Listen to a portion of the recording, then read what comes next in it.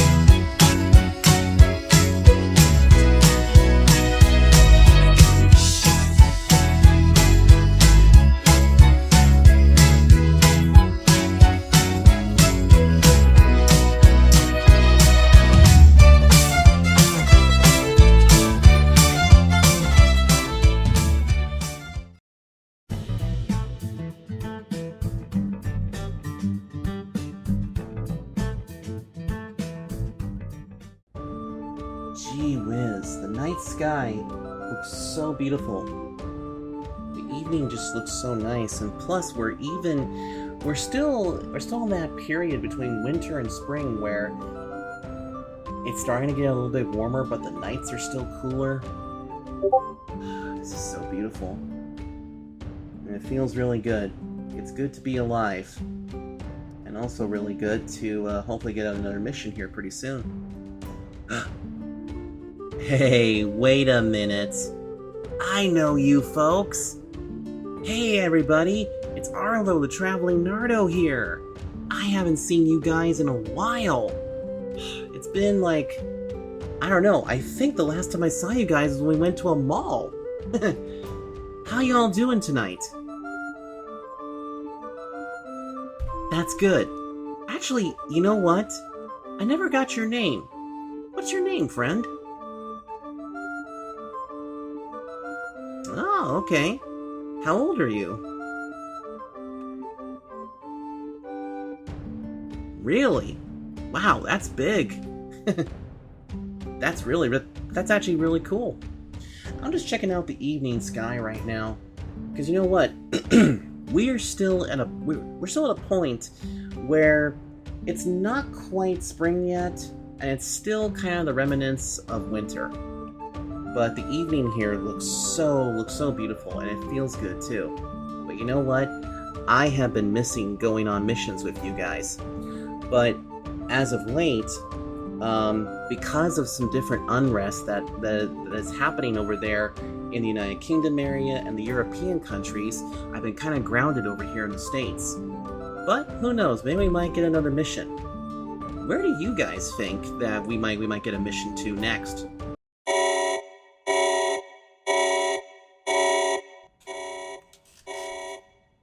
Ooh, I think that's Travel HQ. I bet they have a mission for us. Come on, my friend. Let's go see what they need.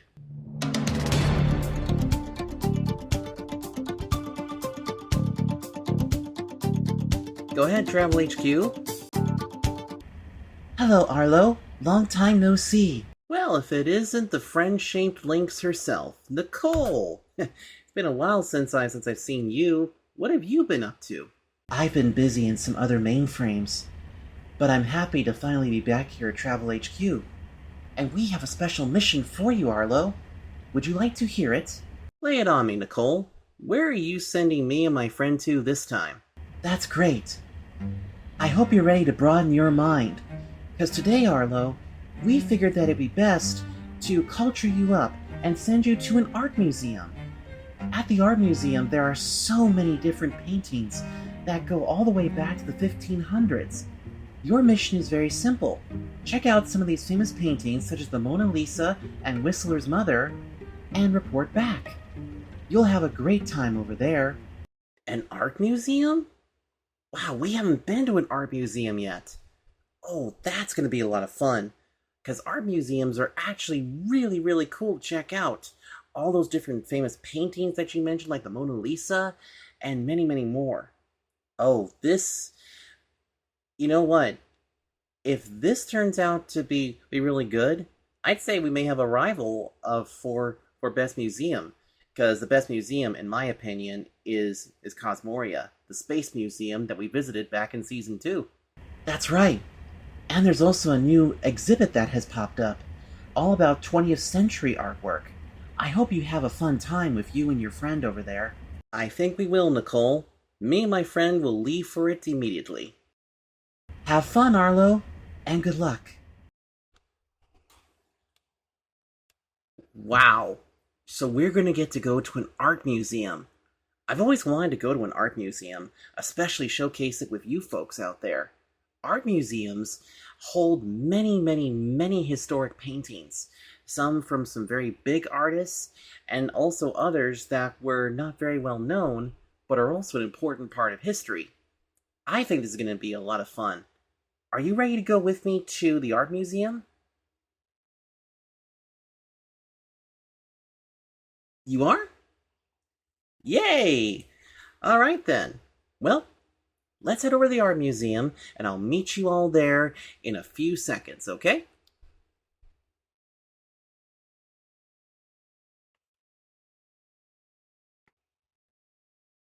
Hello, everybody. We're standing here at the VR Museum of Fine Arts. This is going to be a lot of fun, because you know what? Art museums have a lot of really cool things for us to see. Sometimes they have the actual painting, other times just replica.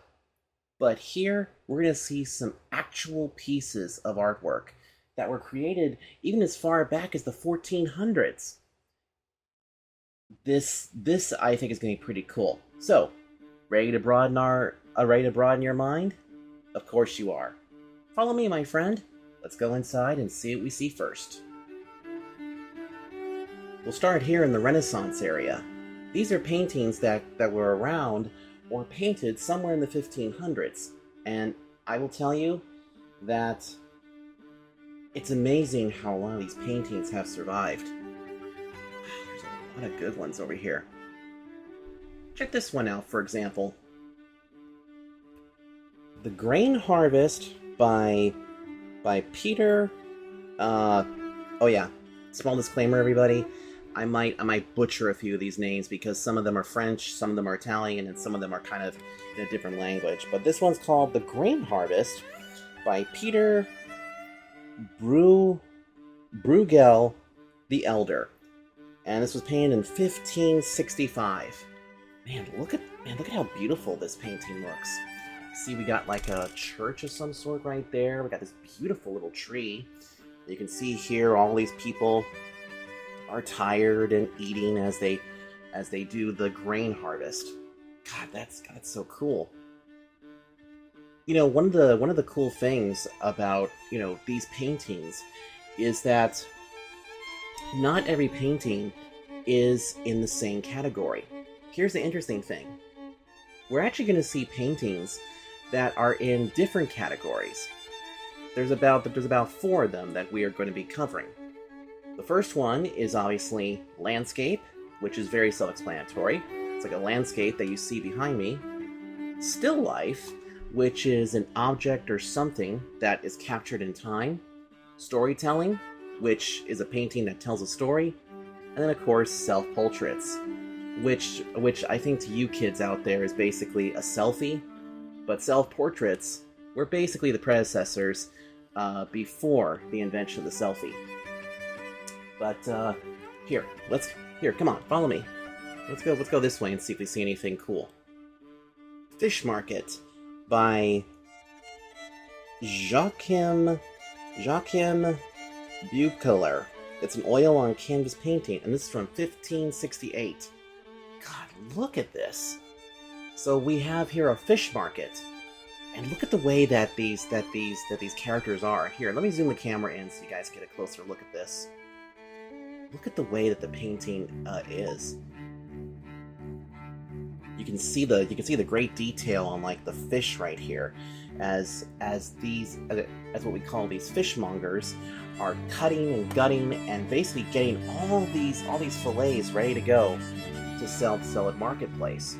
But the thing that really intrigues me the most is the facial expressions here. Here, let's zoom the camera in a little bit so you guys can actually get a closer look. Look at the way that this woman's face is. I mean, look at how smooth her face is. Remember, this was back before any skin creams or anything like that, and there was certainly no, skin gurus like there are now. Let me get the camera put back here in the right spot. But look at the way that they are able to paint the folds of her outfit. You can see the face of the fish here. But look at the guy up here. Let's move the camera up a little bit. There we go. I'm gonna lower the speed just a little bit. Wow.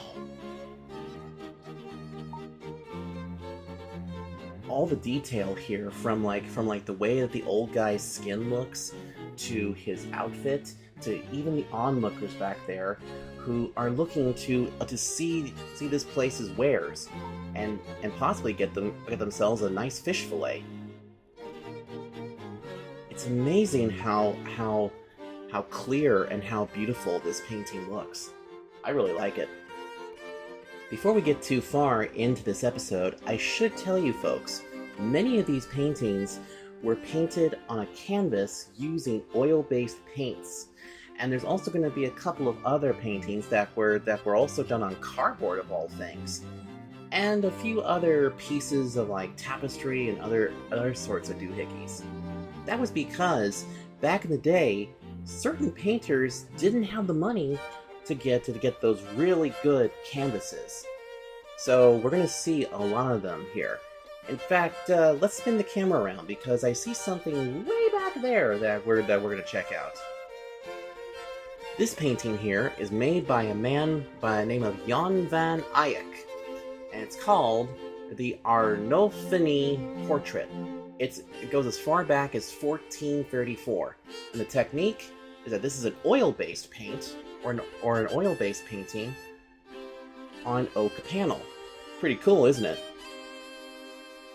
And there's also a little bit of text over here, so I'll read a little bit of it. So listen very carefully.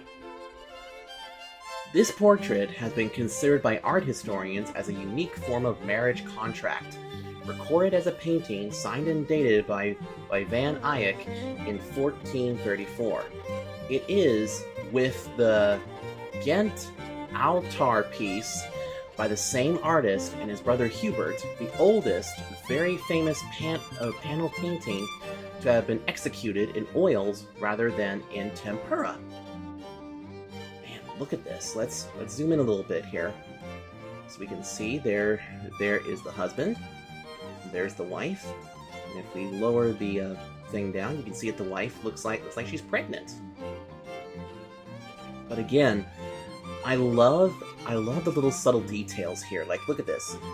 The little details here in the curtains for the bedroom, all the way down to like the green dress. Here, let's back up the camera just a little bit. Let's just back up and get it a little bit more in frame so you guys can see what I'm pointing at.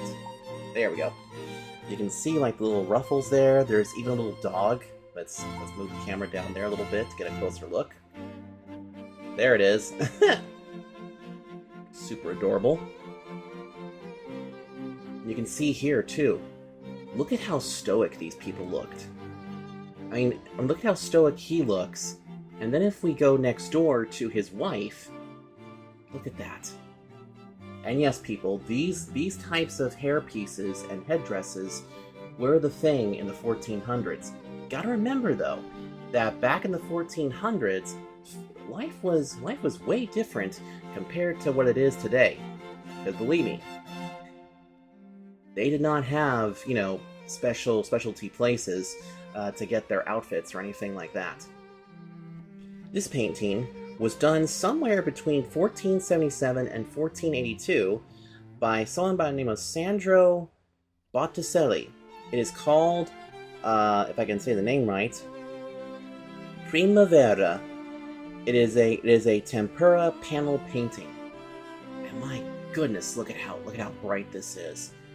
But take a closer look at all of this, because here looks like we have some, I'm gonna say angels right here, and you can see how each one of them, is doing different things. Like Like here's somebody over here who's trying to grab the fruits that are hanging here. And look at these three right here. They look like that they are dancing. It looks like that they are doing some sort of dance because that was their way of having fun. And you can see the soft expressions of the ladies here, with one of them looking like that they're about to be taken away by death. Because look at how dark this is. Let's zoom in here because look at the contrast. Look at the contrast here. There we go. Look at that. Because look at this. You have the bright colors, these bright like daytime tones of, you know, like beige, yellow, orange, red, and you can even see a little bit of cat yellow in there. And then you look up here and it's very grim. It's got like a lot of grays, a little bit of like dark beige, some black in there, and just some really sad tones. It's almost as if this dark angel is about to grab this angel and take her away, because maybe it was her time to die. But who knows? It's very, very impressive. I like this painting a lot. By the way, too, another thing too that I should point out is that a lot of these paintings were also made using a technique that's called wet on wet. And do you know who popularized this? Well, if some of you like a little ASMR, and if some of you watched KCET growing up, then you probably know that Bob Ross was the one who kind of brought us the wet on wet technique into the households. However, there was more people doing it before he even showed up. Sadly, though, none of his paintings are actually on display. The majority of them are being held at his estate in Eunice, Indiana. And now we come to one of the most historic paintings ever created. This is the Mona Lisa that was done by Leonardo da Vinci in the year 1517. There's also a bunch of text here. I'm not going to read the whole thing, but let's go ahead and get a little factoid on this. So, here's what it is. This painting is considered is considered a masterpiece of the Italian Renaissance, and has been described as the best known, the most visited, the most written about, the most sung about, and of course the most parodied work of art in the world.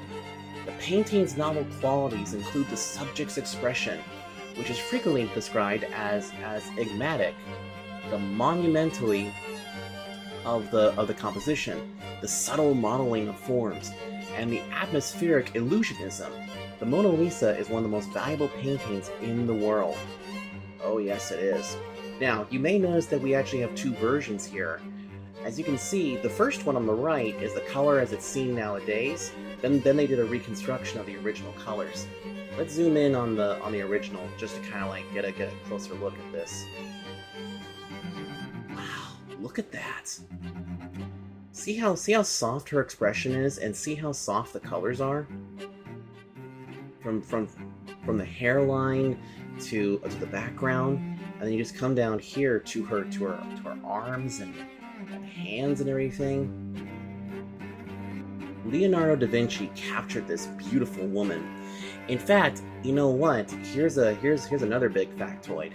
The title of the painting, which is known in English as Mona Lisa, comes from a description by Renaissance art historian Giorgio Vasari.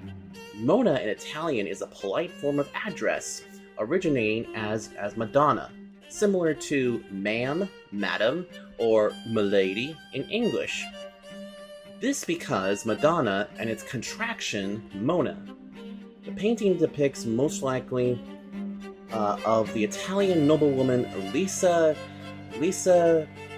Heraldini, the wife of Francesco di Giocondo, and is in oil on a white Lombardy poplar panel. Now the rest of it says here, the woman appears alive to an unusual extent, which Leonardo achieved by this method of not drawing outlines. The soft blend creates an ambiguous mood, mainly in two features, the corners of the mouth and the corners of the eyes. So if we zoom back in on her and we take a look at the whole thing, you can see, oh yeah, you can see it right there. So you can see that there's literally no lines right here, here on the eyes and here on the mouth. You can see it actually looks more natural too.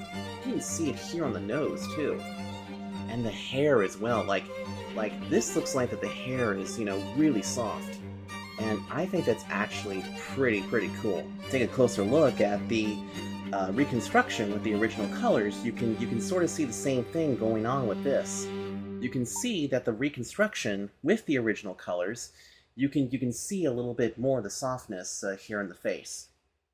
If you want to see the original version of the Mona Lisa, you're going to have to go to Paris, France, where it is located in a place called the Louvre. However, the painting is very guarded. It's heavily guarded. And the painting almost got destroyed a couple of times. And you know what's also interesting too? This painting is roughly estimated, if it was ever to sell, to be over worth over $100 million. Woo! I don't think anybody has that kind of money to spend on a painting. Do you? The Birth of Venus. This was painted sometime between 1483 and 1485 by Sandro Botticelli, and the technique was tempera on canvas. This is also another painting that a lot of people also parody as well. But you know what? Let's read a little bit of this and see what we see. The real subject of the painting and its meaning is a mystery under discussion. Over the centuries, many theories and interpretations have been developed, proving the complexity of this work of art. The composition of the painting is quite simple. In the center, there's... let's see, I lost my spot. There it is. There's a figure of Venus, goddess of love, standing in a shell being washed up on a beach, blown there by two personifications of winds visible on the left. So these are the different wind variations right here on the left. Let's see. And welcomed by a maiden on the right. There is a contrast between the title of the work and what it represents.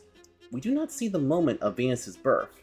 According to the myth, she was born from the foam of the sea. But the painting shows us the moment when she arrives on land. It is clear that the personifications of the winds are Zephyrus and Aurora. Let's zoom in on them a little bit. One interpretus and the other moderate. But the figure of the girl is uncertain. She could be Spring, a subject dear to Botticelli, because her dress is full of flowers. Let's go over here to this one. That's the one we're looking for. Let's see. Or the personification of motherhood, or one of the three graces. She has branches of roses around her waist, which you can see there, and martyr branches around her neck. Sacred plants for Venus. There's the martyr plants right there. You can see it right there. The painting is a masterpiece of linear and harmonious design, clarity and brightness of colors, which include the use of gold and a lot of detail. This is really cool. Now the other thing too, I do know is this. So obviously there is a bit of nudity going on in here, but we're here to show the real deal. But again, look at how smooth the textures are here. Like look at the look at the expression here, the eyes and the face and everything like that here on the maiden. Over here to Venus, which obviously the birth of Venus, you know, she'd be a little girl, but here she's practically full grown. In fact, you can kind of see the detail here from like just look at how smooth the skin is on her. I mean, just look at the how you know, smooth the skin is, you know, right here in this area. The funny thing though about, you know, the skin on somebody is that it's really tricky to kind of like get this color to work. but you can see the shadows here. You can see how, it works. The lines here in the arms, the hands, they look, they look lifelike. The line down the stomach, right, connected right to the belly button right there.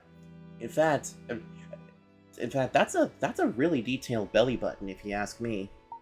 All the way down here to like the shell and all that. Same thing goes for the blowhards over here, the ones that are basically blowing Venus over the other side. Cool, what a sight. And this painting is super, super cool. To be honest, I would love to have this hung up in my house, but we can't go gaga over this painting because we still got plenty more to go see. Now we come here into the Age of Enlightenment, or these are basically paintings from the 1700s. So now we've kind of moved out of the way of the 14 and 1500s to now more to the 1700s, which we're actually closer to right now. You're going to see that a lot of different clothing has changed, and also the way of life is slowly starting to change as well. Some for the good, some for the not so good. Anyway, come on in. Let's have a look-see around. How about we start... Well, okay, here's a perfect example. Let's look at this one. Let's look at this painting over here. If I can bring my camera over here this way. There we go. Okay, let's put it right there. This is called Seaport with the Embarkation of the Queen of Sheba. This was made at some point by Claude Lorraine between the years of 1666 and 1668.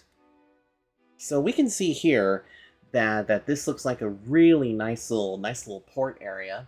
You can see different people up here with the statues and all the different boats here, as well as a treasure chest. And then way off here in the distance, look at this boat right here.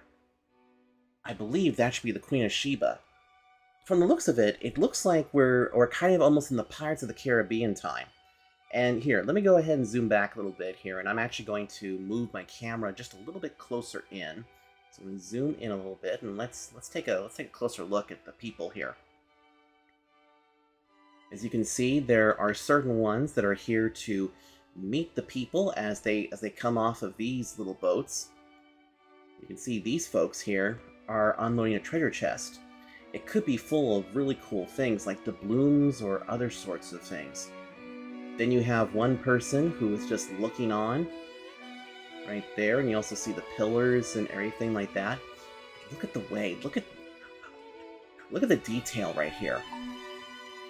Like the detail and the architecture here of the pillars, along with, the rolled up sails, the people here that, are batting down the hatches or, doing whatever it is that you gotta do to get a boat going. And same thing goes right here, too. Also, you might notice that there's a few slight, little bends and tears in the painting. That's because some of these were most likely restored. Because sometimes paintings do need a little bit of restoration here and there. In fact, there is actually a big market to resurrect a lot of these paintings. Sometimes people actually get replicas of these different paintings to put in their study rooms or to put in their bedrooms, bathrooms, and other sorts of places. But the cool part is that thanks to the fact that we actually have people who know how to restore these things, we kind of don't have to worry too much about, something bad happening to them. Ooh, here's something that looks very familiar to me. It almost looks like one of the things I saw when I went to St. Peter's Basilica.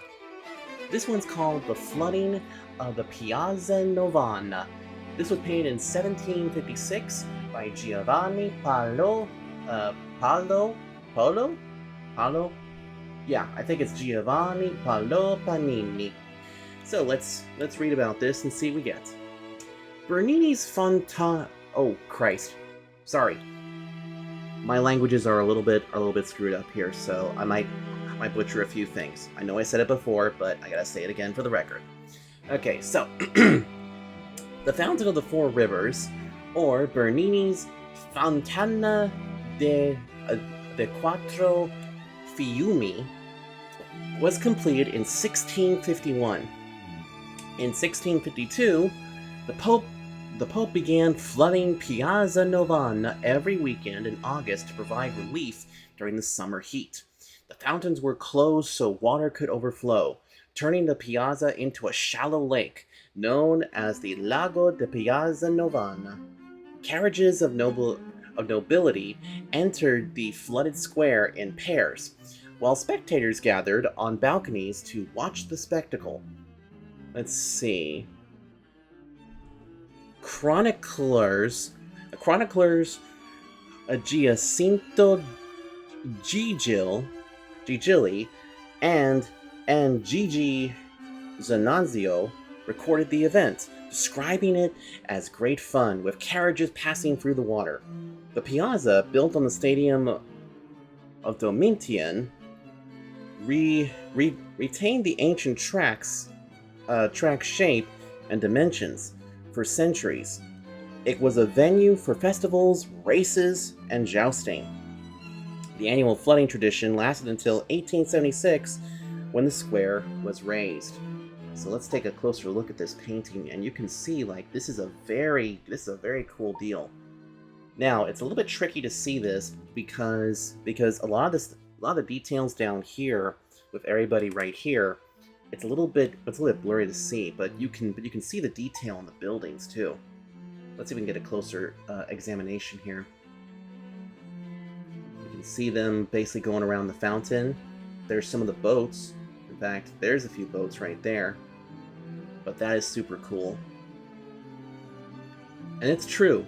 In the summertime, Italy and Europe can find themselves in a massive heat wave. So oftentimes, if I can bring the camera up a little bit, thank you very much. Oftentimes, different countries have different ways of basically helping to cool down its residents.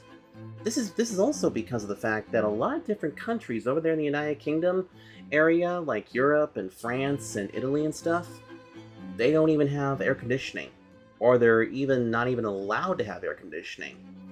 So sometimes they had to think of some practical ways to kind of cool off, such as, making their own fans that they can use to, wave cool air at them, or figure out a way to kind of like get their water streams to, come over and cool them off. I think it's actually pretty cool. However, at this point, there was absolutely no such thing as raging waters or a slip inside. Those would come 300 years later. This particular painting is called Self-Portrait in a Straw Hat, and it was made by Louise Elizabeth Vegui Labron in 1782. Remember how I mentioned about self-portraits earlier on in this episode? This is what's considered a self-portrait. The self-portrait is basically you painting, what you look like. And take a look at the clothes. I love this. This beautiful wavy hat with the feather here. And look at the clothing too, as well as the palette. The palette here has all the different paints and things like that, starting with the white and working its way around. And of course she has all of her little brushes and things like that. Now this woman also has a very interesting part of history. So let's take a look at this side over here, and I'm going to go ahead and move the camera this way. And please, read along with me if you want.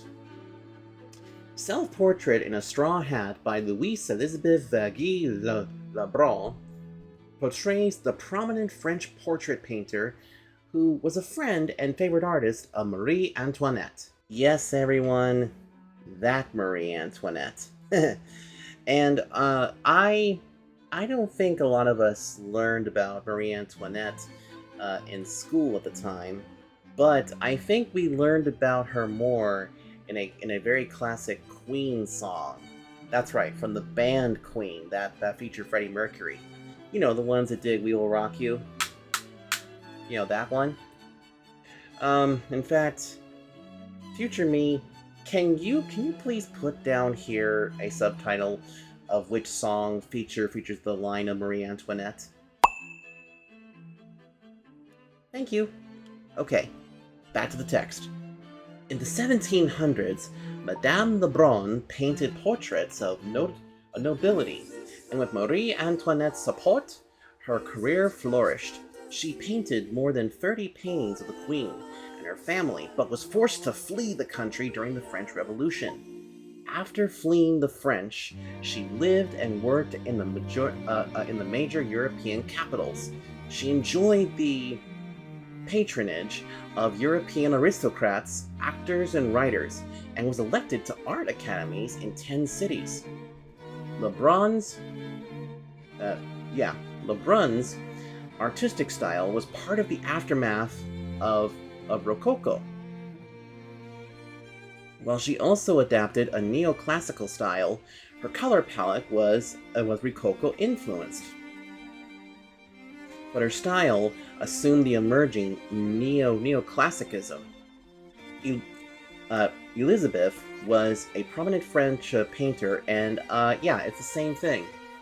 It's the same thing here. So, but yeah, she actually looks really beautiful, doesn't she?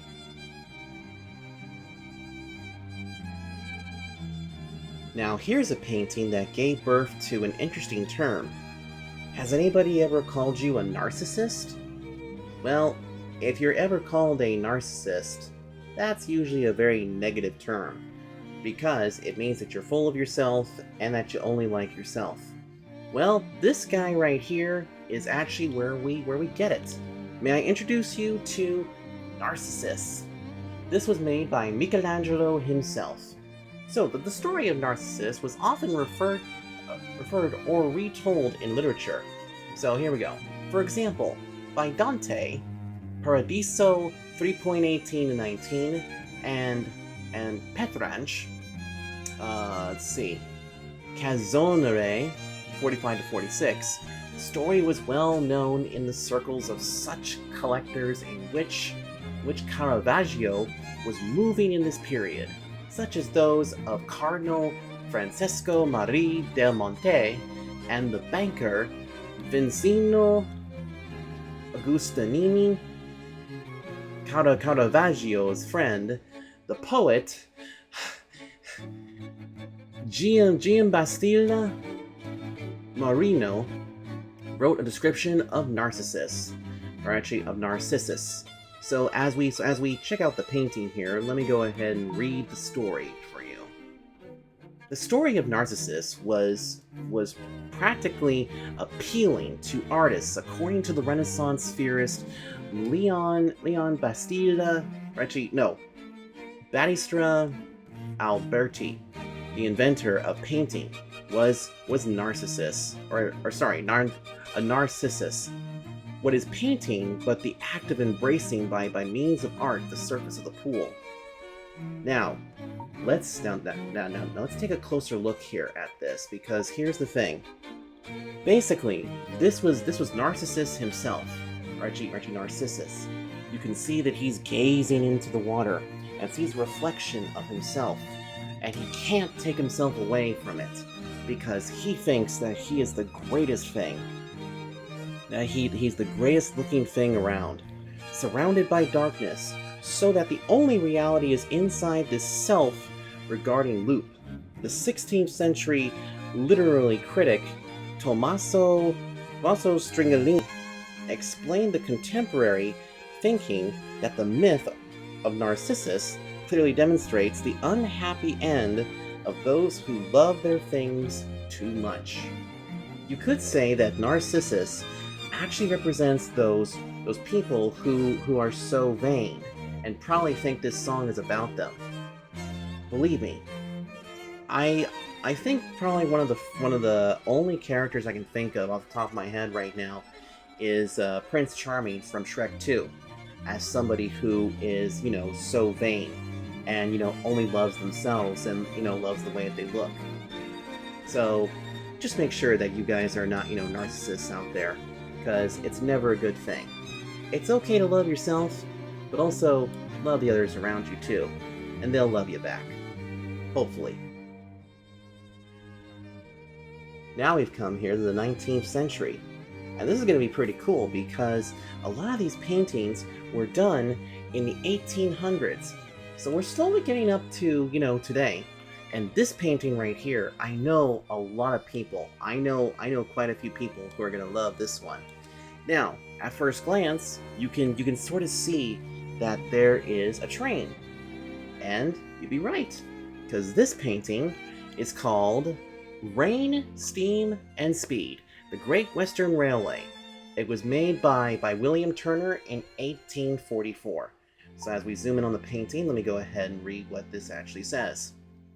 Turner masterfully combines the elements of nature and the Industrial Revolution. The painting depicts a train approaching the viewer at high speed. The rain blends into the steam of the speeding train to leave the powerful black engine of the locomotive as the only visible sharp object on the canvas. The location of the scene is the Maidenhead Railway Bridge, which crosses the River Thames. Rain, Steam, and Speed is an outstanding example of J.M.W. Turner's late works, which gained a popularity with time to become his most cherished masterpieces, and are considered a forerunner to Impressionism. Next door to that painting is another very famous painting that is made by a really cool dude by the name of James McNeill Whistler. This one is often referred to as Whistler's Mother, but the real name of it is Arrangement in Gray and Black No. 1, Portrait of the Painter's Mother. I think many of you guys have seen this, have actually seen this parodied many different times. In fact, there has always been a Whistler's Mother type joke, even in some of the newer cartoons. However, the Looney Tunes, as well as also Rocky and Bullwinkle, which is another old cartoon, parodied this as well. But let's take a closer look here, because again, look at how cool this painting is. We can back this up. There we go. You can see the wrinkles here in the face, and just the expression here, and just kind of this neutral expression in a way. Does she look happy? Does she look angry? Or is this just her normal look? And then if we take the chance to pull out just a little bit here, and then we can actually see her hands right here. I know that a lot of artists say that hands are really, really tricky to make. But look at the way that these are. You can see that she's cross-handed right here. And you can also see too the back end here, the walls. I mean, it just looks so beautiful, doesn't it? Just back it up to about here. And you can also see too, there's also a painting up there as well. So we've actually seen about 2 to 3 different famous paintings that have been parodied quite a lot in the cartoons. But you know what? There is still plenty more to go. Because now that we have kind of hit the 1800s, now life is starting to get a little bit closer to what we know of today.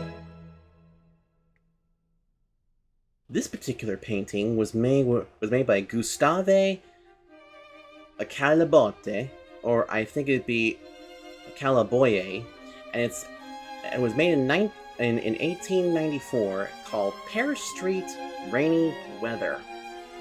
And that's the interesting thing. Look at the way that they are actually dressed. Now, 1894 was about the time when things were really starting to hit technology-wise. The car was slowly starting to be developed. Trains were now, becoming more prevalent. And look at the way that the streets are. They are made of like these pavement bricks. They had not yet put asphalt down. But the interesting thing was this. Early cars were starting to come in, but most of these cars happen to be horse and carriages, most likely.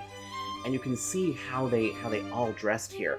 You can see how the ladies here have this nice long coat, like almost like an overcoat with a big old skirt, while the men usually wore top hats, had mustaches, and usually dressed up as if they're going to Sunday church. That was because the fashion sense was much, much, much different compared to what it is today. No sign of sweatpants, no sign of tank tops, and also no sign of those, I'm sexy and I know it, type t-shirts. Ugh. I wouldn't be caught dead in any of those. Would you? Before the invention of cameras, this was how you captured pictures of your family. This one was made by Thomas Leclerc, and it's called Interior with Portraits from 1865. So let's go ahead and take a look at this really closely.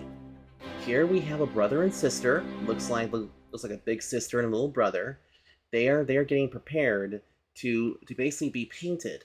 As you can see behind them, they have this weird background that makes it look like that they are going to be going in a forest. And then here we see what looks like is the painter, or could be the one that is currently checking the paints and stuff to work on them a little bit. And you can see too that they have like different things here.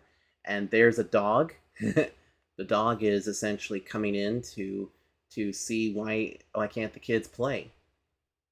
And yes, here's something else to keep in mind. Let's zoom back in on the children really quickly. So just like the men and the women, the kids had to have their own clothing. As you can see here on the girl, it's basically a dress. This nice. Let's back this camera up just a little bit there, because there we go. See this? As you can see here, the girls were wearing these almost like these ballet dresses almost. Meanwhile, the boys would wear like these weird fatigues, usually black on black with the white collars and stuff. Quite an interesting deal, but it looks like the boy is a little bit uncomfortable while the big sister is trying to comfort him. So that way these guys can get their picture painted, and I hope to God that they got an extra scoop of ice cream, because believe me, I know what it's like to get my picture taken and things like that, way back in the day, and sometimes it takes forever to set up a dang camera. Fortunately, though, we had a nice little reward waiting for us if we were good. But I'm kind of showing my age a little bit. Let's keep going.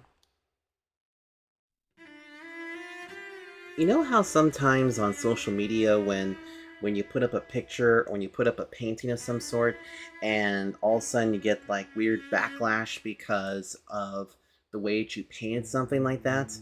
Well, you're looking here at maybe the first instance of what we actually know nowadays as cancel culture. This is called Madame X, and it's made by John Singer Sargent back in 1884. And this one's actually got an interesting history, so let's take a look-see at the history while you guys look at this. Here's what the text says about it. When the painting debuted at the Paris Salon of 1884, critics lashed out at the artist for what they deemed a scandalous, immortal image. Now let's stop right there for just a second. Hold on a second. There's a big difference here. You see, here's the thing, guys. Back then, a lot of people had a bit more modesty. That was the thing, was that you couldn't really walk around, with, everything showing. Ladies couldn't walk around with, their bare upper torsos out, and you certainly couldn't walk around with your belly button sticking out. No, you had to cover up. You had to cover up, and if we go back up here to the painting, you'll see that what looks like a harmless dress really got this guy into a lot of trouble. So, all right, back to the painting.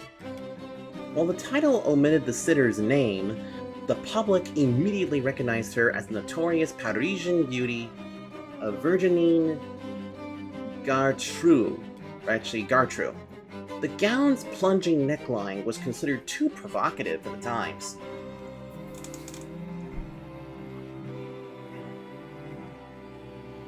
While the title omitted the sitter's name, the public immediately recognized her as the notorious Parisian beauty of Virginie Gartreux. The gown's plunging neckline was considered too provocative for the times, and its right strap, which originally was shown to have slipped off the shoulder. ultimately led to Sargent repaint it in its proper position to appease outraged viewers, as well as Gartrell's own family. Sargent considered the painting the best thing I've ever done, quote unquote. The painting, which debuted to severe disparagement, but is today treasured as a masterpiece, beloved in the history of Western art. And you know what? This thing is just amazing. And you know what? Let me go ahead and zoom in really quickly. This does not look very provocative, does it? I mean, okay, I get it with, the straps and everything like that, and this plunging neckline. But you know what? Looking at how people, dress these days, this just seems normal to me. And as we go down the dress a little bit more, yeah, an all-black dress usually meant scandalous stuff. But to be honest, it looks really cool. But you know what? Back then, people were not quite ready yet to show off the full Monty. Here's another train painting that I think a lot of you are going to enjoy seeing. This is called the Gare Saint-Lazare, or Arrival of a Train, by Claude Monet, that was painted in 1877. Now we're starting to see the trains and everything starting to come in. You can actually see one train that's coming towards us, and then another one over here that is heading the other direction. In fact, this looks like it's actually from France, so that means that we have some French locomotives right here. And look at all these happy little steam clouds. That is so cool, isn't it? And you know what, too? There are some other famous pictures of trains that got turned into the paintings, but unfortunately, this particular art museum only has the two that we have shown so far. But this thing is really cool. I wish I could take this back to my good buddy Astro Boy. I think he would absolutely love to put this in his bedroom. You know, I wonder if they have something like that in the gift shop later on. Of course, we cannot finish up a art episode without talking a little bit about Vincent van Gogh that you see here. This is actually a self-portrait of him, and the interesting thing was this: Vincent van Gogh was so was so poor at the time that this is actually a painting, a self-portrait of him that is done on cardboard, believe it or not. So here's a little bit of information on him. Lacking money to pay model fees, Van Gogh did many self-lifes and self-portraits when staying in Paris. To save on more money, he used cardboard instead of canvas more than once. Now, he also has a very interesting story, too. Because, you know what? Listen to this, guys. His career, if I can pull the camera up here, his painting career only lasted for 5 years. Crazy, isn't it? Alright, back to the painting itself. There we go. Okay, so. In 1886, Vincent van Gogh left his native Holland and settled in Paris, where his beloved brother Theo was a dealer in paintings. Van Gogh created at least 24 self-portraits during his 2-year stay in the energetic French capital. The painting is densely dabbed brushwork, which became a hallmark of Van Gogh's style. Reflects the artist's response to Georges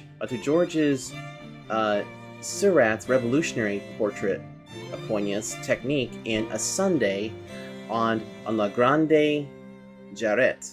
Which, by the way, too, in case you're wondering which painting that is, it's this one over here. So let's do this really quickly. Let's come over here. Let's come to this one, and then we're gonna go back over to Vincent van Gogh. So this is the painting that they're referencing. This is called A Sunday Afternoon on the Island of La Grande Jarrette, and this painting was done by Georges Seurat in 1884, and you can see here that it's basically showing a number of Parisians here. And what's even more impressive too is that, from back here, it looks like it's just, a bunch of different brush strokes and things like that. But you know what? I'm gonna zoom the camera in really, really quickly, because I want you to get an up-close look at this.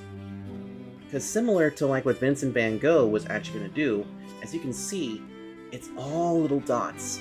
It's all little dots of color to create this. And look at how smooth and beautiful this is. This is really cool too. And you know what too? This is also another popular painting as well. And the other thing too is that, wait, why'd the music stop? What's going on? Huh? What? Oh. Guys, that is not her real posterior. Okay? Back in the day, they had these weird dresses for ladies that would accentuate certain parts.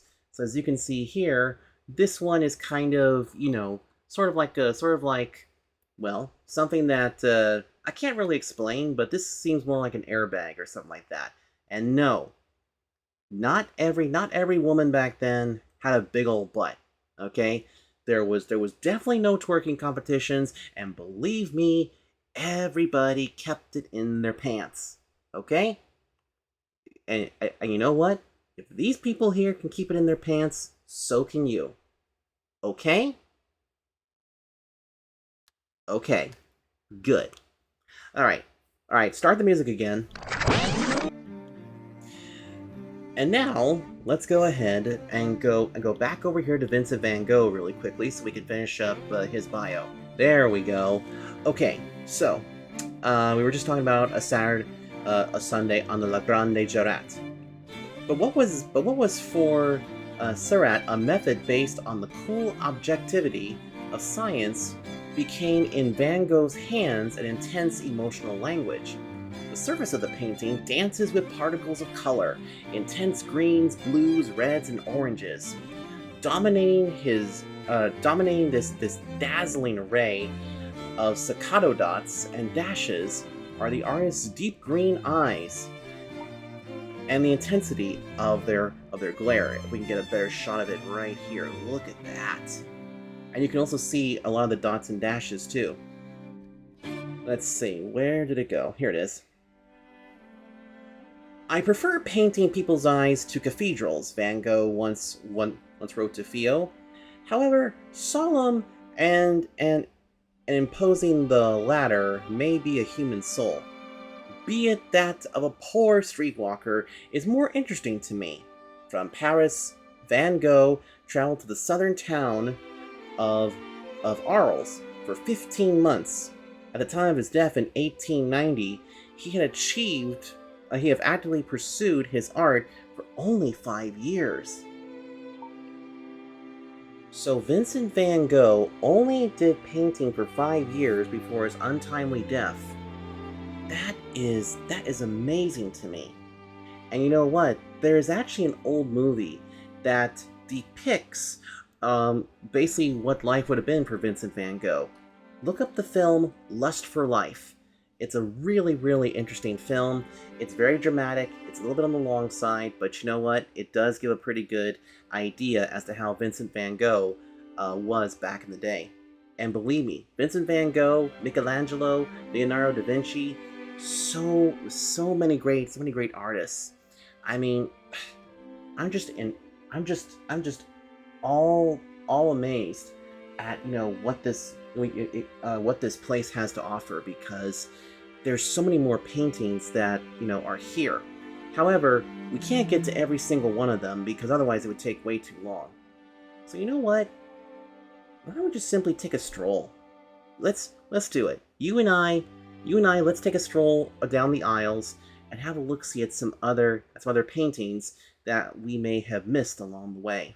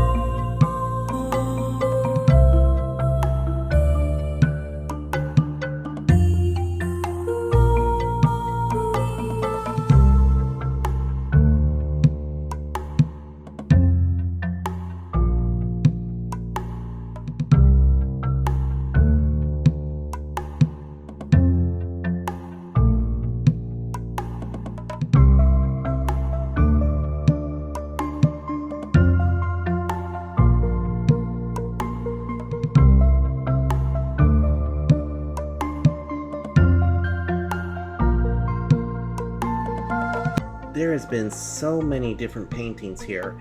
I know we couldn't get to all of them, but still, wasn't this such an amazing journey to actually see all these different paintings?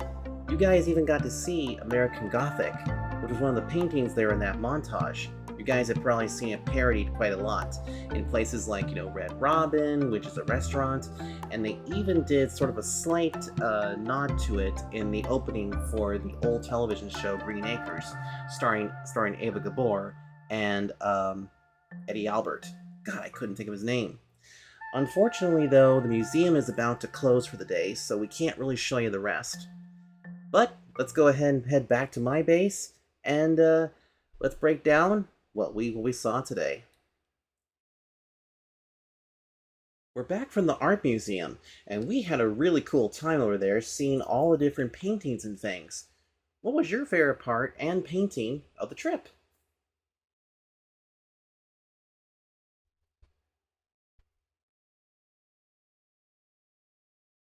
I like that part too.